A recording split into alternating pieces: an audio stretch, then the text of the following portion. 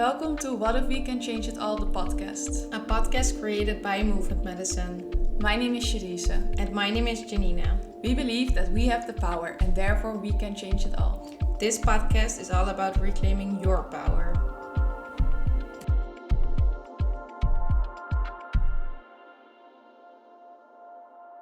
Welcome everyone to our 6th episode already. Today we have a very special guest. Her name is Tamsin Willis. She is a good friend of ours, actually.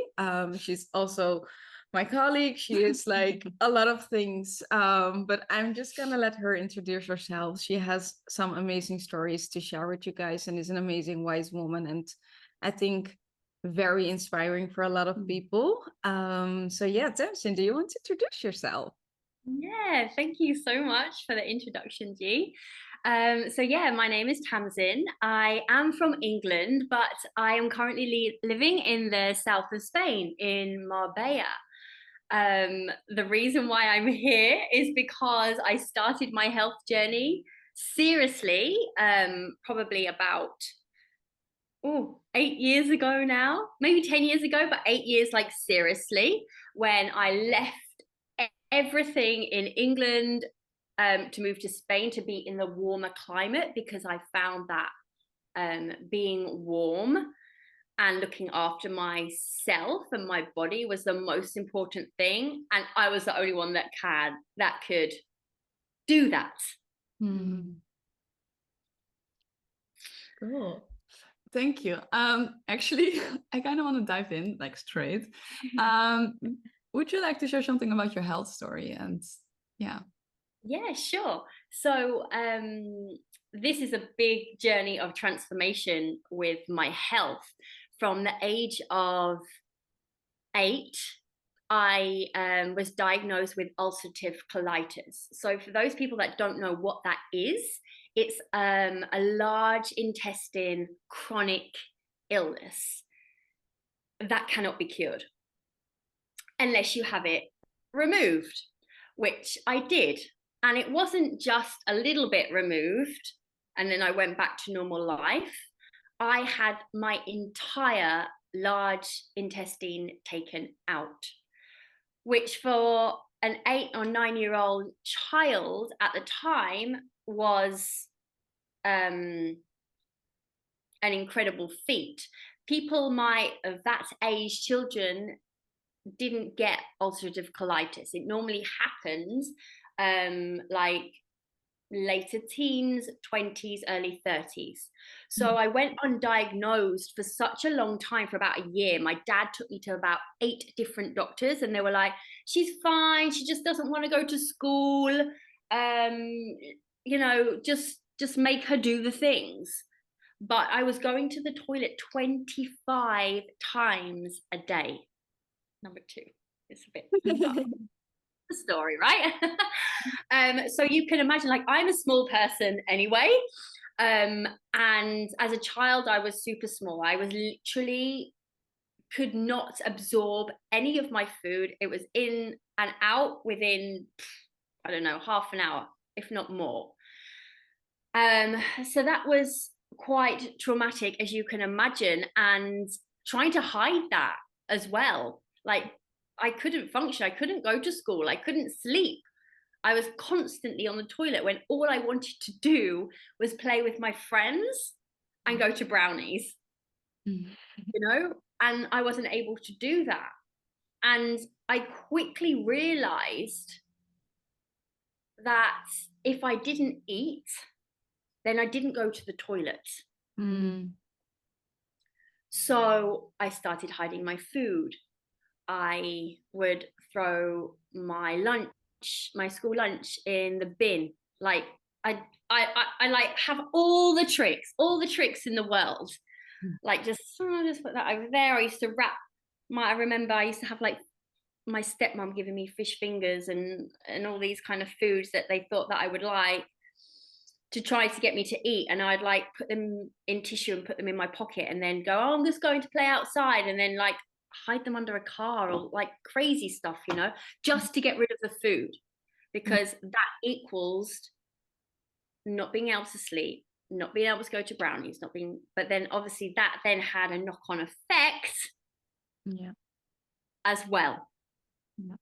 So my intestine got so ulcerated on the lining that it was basically so thin, and they'd left me undiagnosed for such a long time that it was literally about to perforate.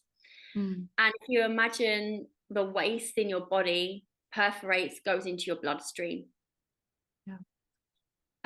So I had the whole thing removed and a fake one made from my small intestine, which I still have today. It's called a W pouch. But as you can imagine, it's really small because I was really small. So even though I don't have the disease, I still have the side effects. Less. Now I go probably to the toilet 6 times, 8 times. Depends on my diet, what I'm doing, what's going on in my life, any stresses or whatever. So now transforming that, the most important thing in my life is to look after my body to the best that I possibly can. So I can lead a normal life and do all of the things. That's it in a nutshell. And there's loads of things to dive in deeper with that, but yeah, it was traumatic and it was painful. And how did moving to Spain influence like the whole situation and taking care of your health?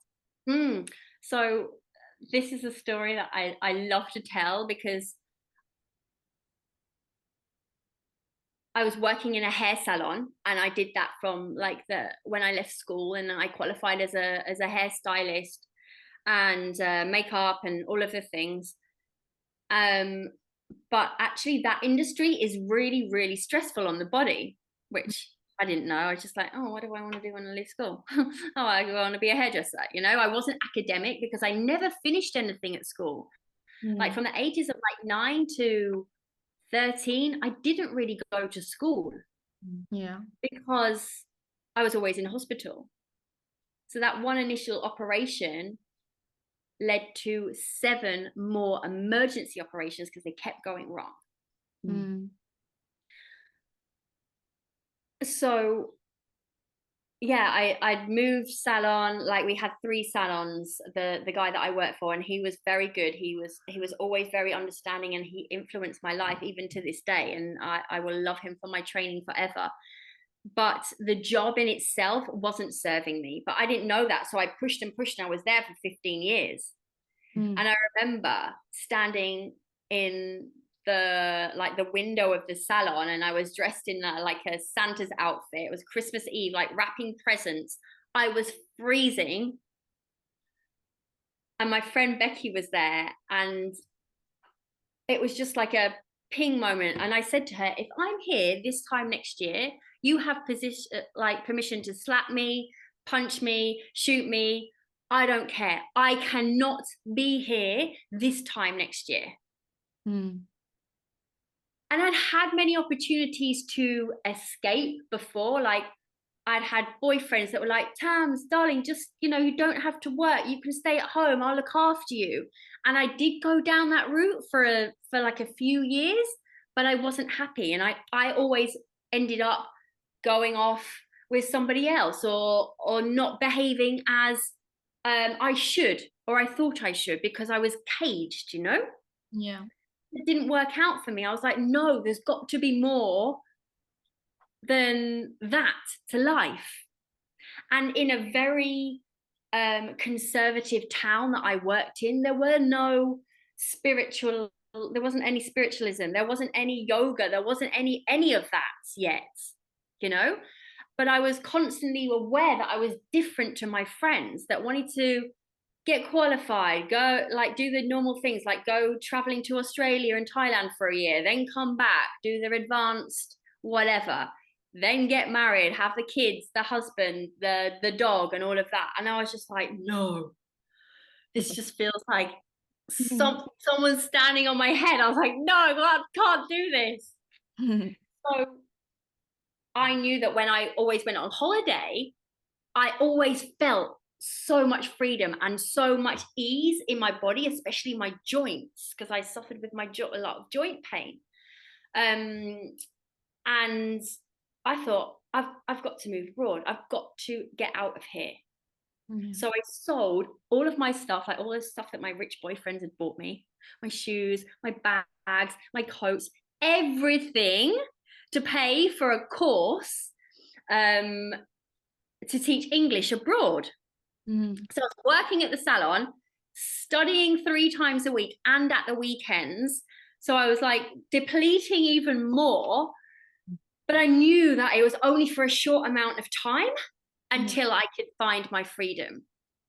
And then that was on Christmas Eve. By the April, I'd enrolled on a course. I'd qualified in the September, and I'd started a new job in that September as well. Because in my 1-week holiday, I flew over to Spain, never been to Malaga before, ever. Knocked on about 20 doors and said, hi, I'm Tamsin. I'm an English teacher. I want to start work in September.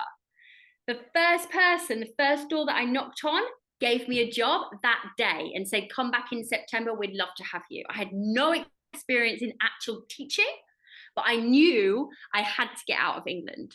So I got an Airbnb and I moved, and I started the same day as I landed in Spain, and started language school the same day as well. So it was a lot, but I thought, this is it. I'm living my dream.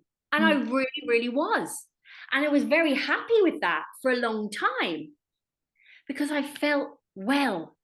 I wasn't in loads of coats and bags and scarves and hats and gloves that didn't work because I was still freezing. I was like, I'm free. I can go to the beach on the weekend. It was incredible. So my health really started to get better from that moment, mentally and physically. I love that. I love that you like felt it in your body that I just have to get out of here. I just have to like search for another climate, right? And like you sort of like, well, taking a big step, because it is a big step to just like sell everything, to fly to a country, to knock on a door and to get the job and just say, well, bye England, this is my new life now. Like that is a big deal, right? So I think that takes a lot of courage, but also lets you realize how powerful our intuition is, right? You felt it. This is good for me. And it was the best decision that you ever made. Absolutely. Like, and I came on my own. I had a boyfriend in England. I chose myself over him. Yeah. He was supposed to follow me, and he didn't. So that was a whole painful thing. Obviously my family, you know, they're very settled, and my friends are very settled in England. Yeah. So I left everyone and came here on my own. So that was a big feat, but also it didn't feel like that big of a deal, because I knew that I had to do it for myself. Otherwise, I'd be dead by now. I'm sure of it. I would have been like, I'm giving up. Yeah. I'm being on, like, staying at home on benefits. I don't know. Goodness knows. But I had like this knowing and the fire that wasn't going to be my story. So it was hard, but it was the easiest thing I've ever done. Yeah. It's like moving through some pain to then experience like pleasure, like in its full. Yeah. Exactly. The death and the rebirth. Yeah. So can I go? Yeah, you can go. So I know where you work, I know what you do, I know your practices, I know your tools, I know all that you do, right? But how did you start support yourself, like during this whole move? How is your health doing now? How is that journey? I think this is very interesting to also hear. Okay. So let's go into the health and the physical aspect first, because this is a really cool story. So even though I don't have ulcerative colitis anymore. Like I explained before, I sometimes, I have the side effects of it. Yeah. One of them being that I still go to the toilet regularly. I still get very cold. Even in the summer, I'm wearing my Ugg boots. And I have like little cute, like cool gloves and stuff. Like when I go out, people think I'm weird, but I don't care. I'm not cold, so that's fine. And as one of the side effects, I can get because I've had so many operations, every time you have one, it creates scar tissue inside.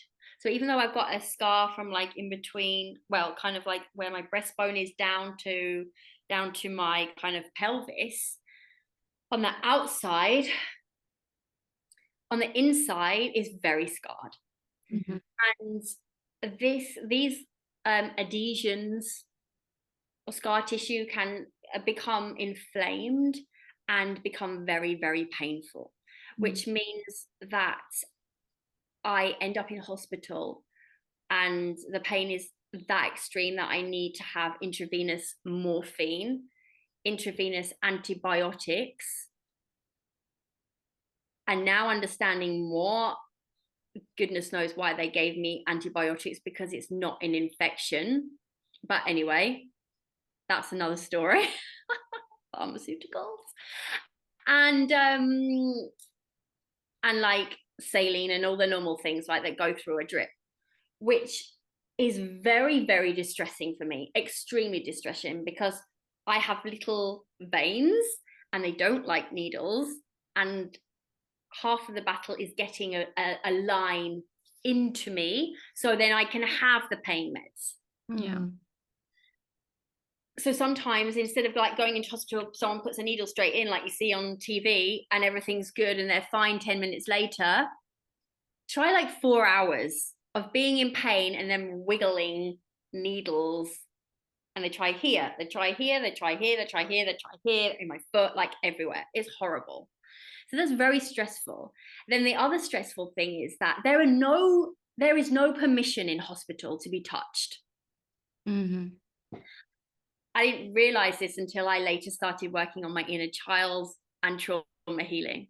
But I was always in a teaching hospital. So when I'm lying on a bed, right, there's at least 5 people around you, prodding, poking, doing all the things, cold hands in there. Yeah. And ulcerative colitis is an embarrassing disease to have. There's tubes in every part of your body, and everybody is very, very intrusive to have all kinds of things in all kinds of places from a very young age was not nice at all. Yeah. And part of my healing journey was that I needed to find an alternative to hospital. The last time I was in hospital was the worst time. Each year from the age of 30, I'm now 42. From the age of 30, I fell into a pattern every year, 18 months, that I would have this scar tissue adhesion thing raise its head. Because the body got into the pattern, right? It remembers. And I didn't know how to shift it or clear it at this point either. So 4 years ago was the last time, and I was in hospital just here. I literally drive past the hospital every day, which is really weird. 4 years ago, and I was there for 2 weeks and 3 days or something, and it was one of the worst experiences. I didn't have any operations, but the way that I was treated, manhandled, ignored for hours, sitting in not nice things. They gave me an infection in my arm because they didn't listen to me. So that ended up with another 2 weeks of antibiotics because they infected my arm. When I said it hurt, they said, no, it's fine, it's fine, it's fine. Keep giving the food, keep giving the food. But it was a bank holiday. I had 2 bank holidays while I was in there. Doctors aren't around. And nurses are told to do what they're supposed to do. And no one listened to me. and my arm was the size of a house. It was horrible. So I had that to deal with, and all of this as well. And I just thought, I can't do this anymore. I cannot do this one more time. I'd rather not be here. Yeah. Because I was just thinking, God, as I get older and older, I'm going to be able to fend for myself less and less every time I go in. Because when you're in hospital, it's an extremely stressful place. They're dark. They're ugly. They smell horrible. It's not a comforting place for someone to rest and repair and get better. It's the opposite. And when you're like this, we know that we cannot heal and stressed and tense. But because I'd already started to heal, and I'd been practicing yoga, and I'd done a yoga teacher training, I then found out about pranayama. So when I was in the horrible like A&E emergency department, I was like, before I'd had any drugs or anything, I was like riding the waves with pranayama, breath work, and mantras like Hare Krishna mantra. It's super short, it's super easy, and I would just say it a million times, like speed to get me through the wave of the pain. And then as it eased off, I would slow myself down, but it was just something that I could take myself away from and like kind of escape a little bit, but it really, really helped. And that's when I was like, oh, this is cool. That's the first time I'd been in hospital since I'd done my training. And as then I started to feel better, because then you're knocked out for like a week on pain meds and you don't know where that you are, so you're just like lying in a bed. But as I started to get better and tubes started to come out, I started to do bed yoga and I started to do breathing, and I was literally listening to mantras 24/7 just to keep myself calm and just like relax my body. I was walking 5K around the hospital wards with my drip still, because I was like, I've got to get out of here, and they won't let you out if you don't eat or walk.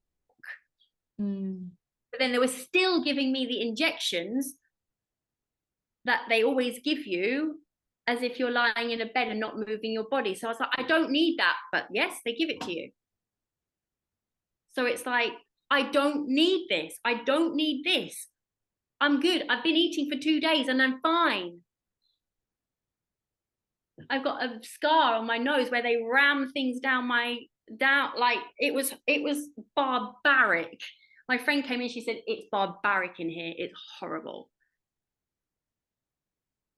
Whew, I've just been on a rant, haven't I? But like this leads to the point where I knew that I had to change again my life. I'd moved to Spain, and then I needed to change again. I needed to make another shift, and I did.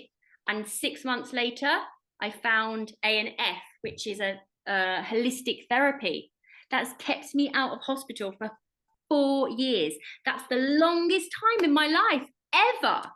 And I've never been so healthy, so fit, so nourished, so full of life, looking good, all the things. Yeah. Because I knew, once again, that there had to be something different out there. And the A&F guy, the inventor, lives and works 20 minutes from my house. He's from Holland, actually. Yeah. I'm sure he's from Holland. He's like this big guy, and he's like super tattooed and wears all these like Harley Davidson biker stuff.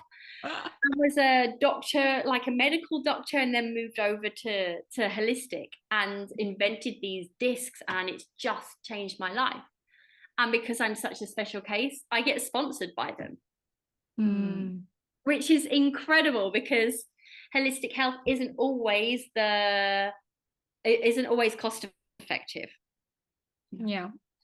I ran up a bill with my dad for like 3K in the first 3 weeks of having these discs. My dad said he would pay for my treatment. And it was like, Tam, hang on a minute. How long is this going to go on for? But then, yeah, the guy said, look, she's she's amazing, we can help her, this is such a special case. So I just go in and help their students study, using it as a case study, and it's always permission based. They always warm up their hands. They let me go and sit in the garden by the pool when I've had too much and it becomes too overwhelming. It's a joy to go there. That's so beautiful. They're my angels. They are, and they're in my gratitude every single day.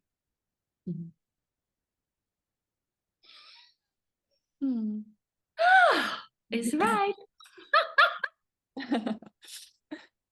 It feels like you want to say something. Yeah, I think that's truly amazing. And I think what is really important that you touched about is that, like, it is permission based and it isn't permission based, right? And how important that actually is for someone. Because often we don't realize, because we think, oh no, it's okay because they're helping me. Oh no, it's okay because they're making me better. Or no, it's okay because it's their job. But what about you? What about the patient then, right? And I think that is something is really important and is often actually not spoken about at all. And especially when you're a kid, right? Because we remember these things. Our body remembers these things. Yeah, like exactly what you said, G. Like, you think they're helping you, and they've saved my life. Yeah, they are helping you. I am very grateful because I get to tell my story, and now I get to help others with it. But it has filtered into other parts of my life. Like, I hate being woken up for anything. Like, if I have a partner, it's just a big no for me. And now I know about boundaries when I didn't before. And people like wake you up for a kiss or a cuddle or whatever, and it's like, it makes me so mad. And then they would see that as I'm rejecting them, but I'd be like, no, just don't wake me up, because I've woken up every 10 minutes sometimes when I was in hospital to have my obs done, to have the cuff and the thermometer stuck under your arm or in your mouth or bum or wherever they want to put it, So do not wake me up and everything is cool. But that's been something that I've had to learn. Like, I love to sleep on my own as well, which some people don't understand, because I feel like safe. Like, don't kind of like, I'm done with the cuddle and then leave me alone, because I don't want to be disturbed. And I think that goes back to being in hospital and being constantly disturbed, constantly someone flicking on the light, and other kids on the ward as well, like in pain. That's horrible to hear as well. Yeah. So I like to have my own silence and my own time where I literally do nothing. Like,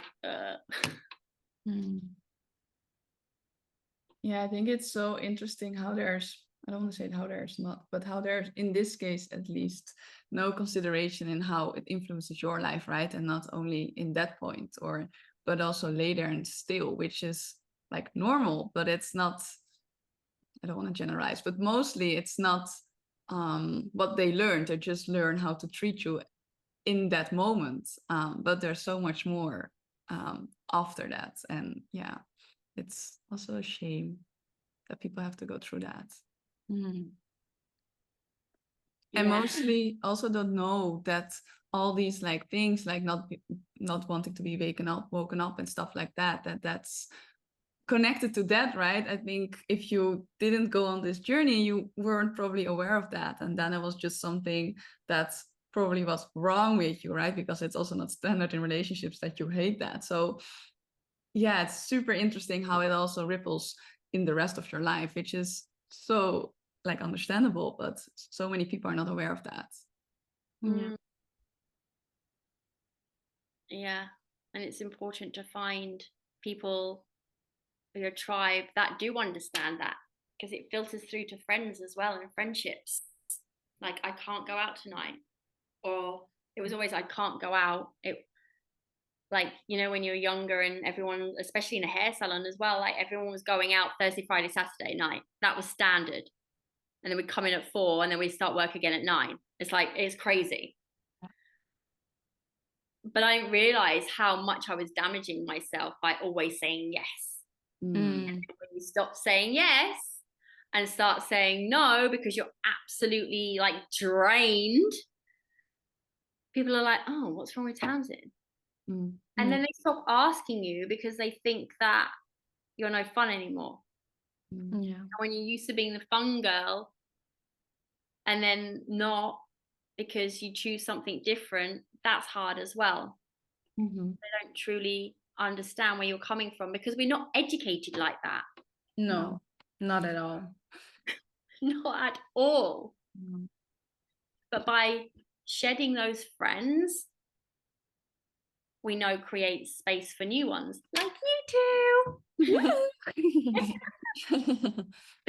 I also really want to tap into the breath work or the breath journey because I think it's very empowering, and also because it helped you a lot, right? And you're also able to guide people now. So I think that's also very inspiring to hear that there's also the other side, right? I mean, it's very good that we went in the depth, and I think because I think people also need to understand what's happening and also how it can influence you. But then also there's a way out. I think that's So the way out is the exciting part, right? And how we can alchemize everything, the bad into something good, which I truly believe I have. I alchemized that cold, wet salon into beautiful sunshine, sea and a pool. Like it's literally there. It's amazing that I get to see and live in every day. And the breath work for me, when I was in that hospital bed, and it helped me so much, I was like, I want to explore this more. I want to explore this deeper. And how can I help others get through physical pain when it's needed, whether that's in hospital or at home, or I don't know, anything. It can be from physical hospital pain to bad shoulder or knee or whatever. And I remember that I took a class of psychedelic breath, and I was like, oh, what is this magic thing that we're going to do today? And it was like, for me, it was great because the music was amazing. It was loud, it was electronic, it was pumping. So it gave me that feeling of being out and being in that like club environment of the music and feeling that high of when you're dancing and that you're drunk and all of these things, but in a safe environment and using the power of your breath. And by using the power of your breath, you can reduce that inflammation, which was really, really important for me because that's what happens here when I get those flare-ups. So by doing the breath work, you can relax your nervous system, you can reduce anxiety, reduce the inflammation in your body, help your diaphragm, which is like the muscle that we don't train. We train everything else, but that one gets forgotten, which is the most important one. We don't know how to breathe. We all breathe, but we don't know how to do it properly. We just like, oh, well, it keeps me alive. And that's it. You don't think about it. Yeah. It's like, it's not a thing. But breath work is when you actually do a breath from force or from an actual action that someone's asking you to take or you're doing yourself. So you're making it happen. And by doing this, you're connecting to the body and getting away from this, which is like, oh, I'm in pain, I'm in pain, I'm in pain, I'm in pain, I'm in pain. Whereas actually, if you accept the pain and go with it and ride with it with the breath, it takes it away from here. You drop into the body and you lean into it rather than like, I'm in pain, this is horrible, stop it, give me the drugs. Because when you're doing that, you're fighting it, right? Yeah. But when we lean into it in pain and accept the pain is coming, then it makes it so much easier. And this is what I teach in the classes that I teach now. So I teach in-person classes twice a week here in Marbella, which is amazing. And we do like a full 90 minutes of psychedelic breath.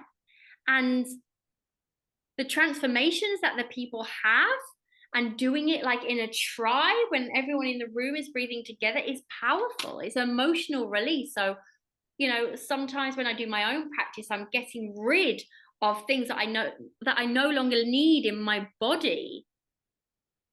The pain, the stress, the anger of being a little girl and being so poorly. I can get out. Mm. The sadness and the grief, not being able to go to brownies, still coming up. So still work to do there. I just want to go to brownies. You know? Yeah. So it's helped me immensely. And now the goal is being able to help other people. Mhm. And that is such a joy to teach. Mm. And I always share a little bit about the pain journey and leaning in before I start the class, because I think it's important for them to know, because they wouldn't think that breath would help that. Because again, the people that are in this area of Marbella are concentrated much more on other things like the beauty world, the looking good world, on the outside, but not really on the inside. So now we're kind of growing a tribe in this amazing place, holistic house that I work in, that beauty, it comes within, and it comes from the physical body and that the inside of us, and not just my lips and some eyelashes, you know, which is nice as well. We all like that, right? We all like to feel good on the outside, but this is teaching them something deeper. So it's like, it's literally starting on a clean slate for the people here, which is really nice. And I love being a part of that. I think that's really amazing and truly so beautiful, that because you have such a powerful story, right? And you have been going through like such a big transformation with it all and that journey, but also to be able to share that with others and to help and guide others to also accomplish that in their own ways and in their own way that they actually need it, is very touching, because then the intention behind it is always right. Yeah. And that is really important if you're looking for someone to guide you. Like the intention needs to be right. Yeah, and I can also imagine it can give them like a lot of epiphanies about what you just shared about the pain, and that we are like focusing on the pain, right? And this for sure is when we have like physical pain, but even when we have like a mental, I don't want to say mental problem, but like when we have like a situation and we are overthinking, like when we are so much in this pain and in this problem, let's say, we are contracting everything actually. And by contracting, we can't let go. And I think although your story is, well, it has different layers, but it's also very physical, right? I think still there's like this link that people can make, like, but actually I can maybe let go of also other things and then go into the breath work and really being able to release. Yeah, it's really beautiful. Yeah, and I think if I can do it, and I have been in such extreme pain and extreme circumstances, then I do get feedback that people are inspired to then make changes for themselves as well. Because like, if I can do this and go to the toilet a million times a day and look after myself and make it my priority, then I can as well. Then other people can as well, you know. And it's just prioritizing your health, which is the most important thing to me. And it's become my job and my life. Beautiful. Have a choice, right? You can either stay poor little old me, I don't want to go to hospital, or you can make a change and make a difference. Yeah. And that's always possible, right? Always. There's always the choice. Yeah. The power of decision. Yeah.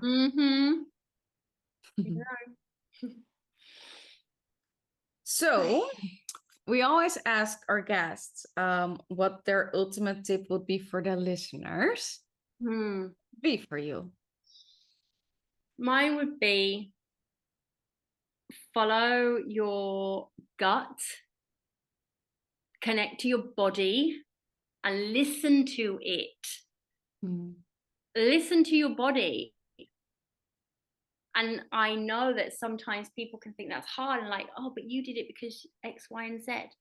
But if you really want to make a change, then you are the only person that can do it. So trust yourself, because it's the right thing always. And the body does not lie. It never No. does. It never does. No. Never. And that's the right decision for us. Yeah. So how can people find you? Yes. Okay, so my Instagram is at I am Tamsina. Mm-hmm. And that's the best way to find me, or you can obviously contact me through you lovely girls as well. Yes, I will put everything in the description.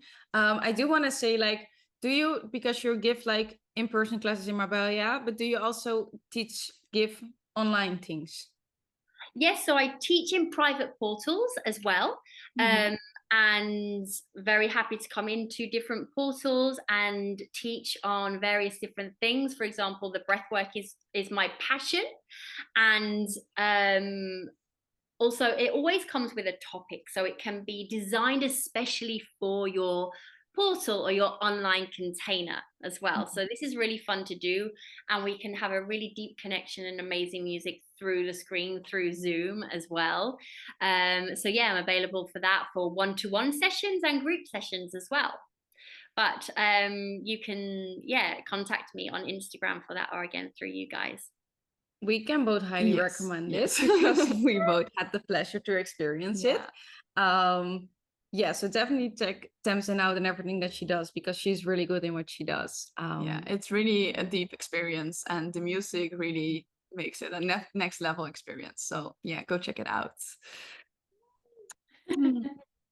Good. Then we want to thank you for this open conversation, but also your honesty, your vulnerability. Yeah. Thank you so much for having me. It's been a pleasure.